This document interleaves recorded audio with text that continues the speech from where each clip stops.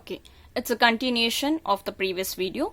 So where, as I told you, to follow all these main steps, we have to perform certain following steps which has to be considered.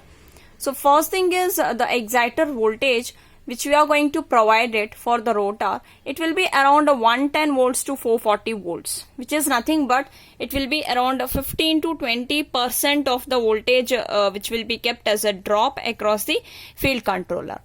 And from which voltage per coil which can be given as 0.8 to 0.85 times of voltage into voltage exciter divided by the number of field coils. Second thing is we have to assume the depth of the field coil. We need to assume a depth of the field coil.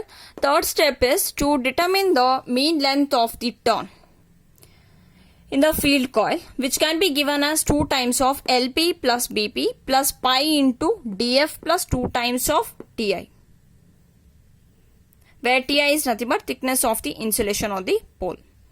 And after that we can determine the area. Area of the coil can be field coil can be given as tau into LMT into IF into TF divided by VC. Okay, so before we get this area, okay, we need to, before we derive this formula, we need to concentrate on to the basic formula. What is that basic formula? Is resistance formula. So as you all know, resistance is equal to rho L by A. So you can just see here, resistance is equal to rho L by A, where here we have to multiply with the turns. Okay, so rho L into turns divided by the area. Okay, so this value will be nothing but the resistance can also be given as the voltage across a coil divided by the field current according to the Ohm's law, right? So R can be also written as, it can be equated as voltage across a coil divided by the field current. So therefore that is nothing but VC by IF. So which can be given by this. So from this formula itself you can derive the value of the area. So therefore area is equal to rho into L into TF divided by VC into, this is nothing but IF. So this IF into TF is nothing but, it is an ampere turns. Okay. The next step is the field current. So how to get this? This is how we obtained the area of a conductor. Okay, that was a first step what we discussed here. Second thing, how you can get the current in the field winding is by assuming the value of the current density around 3.5 to 4 amperes. So if you know the current density and the area of a conductor, we can get the current in the field winding. That's all. Next, coming to the turns. Number of turns in field winding. It can be given as number of turns. As you all know that there is no unit for the number of turns. So we can take up the ampere turns, IF into TF divided by IF. So IF into TF divided by IF will give you nothing but TF only, right? So that is how we can get the number of turns in the field winding, right? Next, coming to a resistance of field winding. Just now we had discussed the formula, so you can just rewrite this once again. So our resistance can be given by rho resistivity tau into L into TF divided by EAF. Okay. Once you know the resistance, we can get to know the copper loss. What is the copper loss in the field winding? I square R. So therefore I square F into RF. Okay, so this is how the basic steps which is required to remember and which is very important from the exam point of view to find the design of field winding of a salient pole alternator. So next we will discuss with the non-salient pole. In case of non-salient pole alternator, we can see that in this case the field windings in the rotor slots, okay, it will be it will not be projected outwards. Instead of that, it will be in the type of a cylindrical type, right? So normally 70% of the rotor will be slotted and remaining portion will be unslotted in order to form the pole. So here we will design the field winding.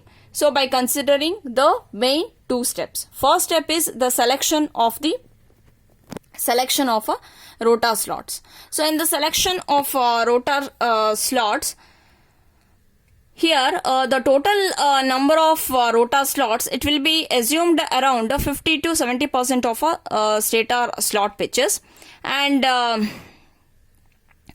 the rotor slot must satisfy the conditions in order to avoid all that undesirable effects of the harmonics in the flux density waveforms. So to avoid all such conditions, we have to take care about these three steps. What is that? Those three steps is, there should not be a common factor between the number of rotor slot pitch and the stator slot pitch. The second thing is the number of wound rotor slots, it should be divisible by the 4. That means the number of rotor slots, it should be a multiples of 4. Okay. The third thing is the width of the rotor slot is limited by the stresses which has been developed at the rotor teeth and as well as the end rings. Okay, so basically in order to avoid the harmonics, these are the criteria which need to be considered while selecting the rotor slots. Next, coming to the design of a rotor winding. So the first step is the full load field MMF. Full load field MMF which will be taken as a twice of the armature MMF. So therefore it is ATF1 is equal to 2 times of ATA, which is equal to 2 into 1.35 into I phase into T phase into KW divided by P. This is a basic formula which already we have come across with it. And in the previous case also we had considered about the exciter voltage. Exciter voltage, it will be around 110 to 220 volts which will be taken. Here the voltage across each field coil will be around 0.8 to 0.85 times of voltage per pole.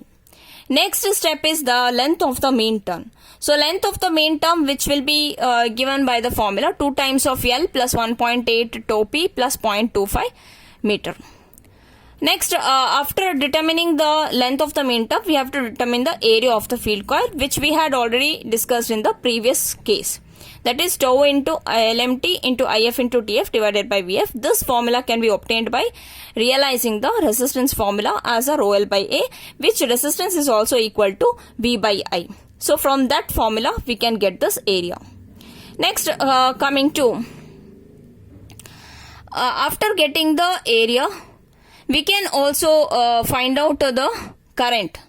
Okay, so how to determine the current? By assuming the current density around 2.5 to 2.5 to 3 ampere per meter mm square. So we can obtain the current through the field winding. So after getting this, the area of all conductors per pole, it can be given as 2 times of IF into TF divided by delta F. Okay, so here the area of all conductors per pole will be given by twice of that of the ampere turns of the field coil divided by the current density. This current density which will be obtained in the previous step, right? And current is also determined from here, this step, and current delta is assumed, current is determined, and also the number of turns can also be obtained. So from this area of all rotor conductors per pole can be determined. Next, we can also find out the sectional area of each rotor conductors. Okay, so how to get this sectional area of each rotor conductor? Here the number of rotor conductors per pole, it can be given as 2 times of IF into TF divided by delta F into area. Okay, so from that you can determine the number of rotor conductors. Okay, so rotor conductors can be determined when you are going to divide this entire thing with the AF. Okay, after that, next step is we have to determine the number of field conductors per slot. So how to get the number of field conductors per slot is, we have to just denominator will be keep multiplying with the different parameters. Earlier it was multiplied by delta F. Now the same thing we have to retain, just we have to multiply with the number of rotor conductors. So a previous thing whatever is there, this parameter will come down, that is number of rotor conductors per pole, so that is SR. Similarly you can observe here the area of all overall rotor conductor AF. AF has been replicated in the next step. So similarly number of rotor conductors will be denoted as SR, that is replicated in the next step. That is how the denominator will be keep multiplying with those parameters. After that we have to find out the resistance of the field coil, which can be given as Rf is equal to rho L divided by A, multiplying with the number of turns. Okay, after getting that we can calculate the current in the field coil, which can be given as If is equal to Vf divided by the resistance Rf. So based on this above data dimensions, okay, we can find out which will be fixed, and the ratio of slot depth to slot width, it will be taken as around between 4 and 5. Okay, so this is how we can design the these are the steps which need to be carried out for the design of a field winding. So the following assumption will be provided for the field coil. So these carrying out these steps, we have to find out the following assumptions.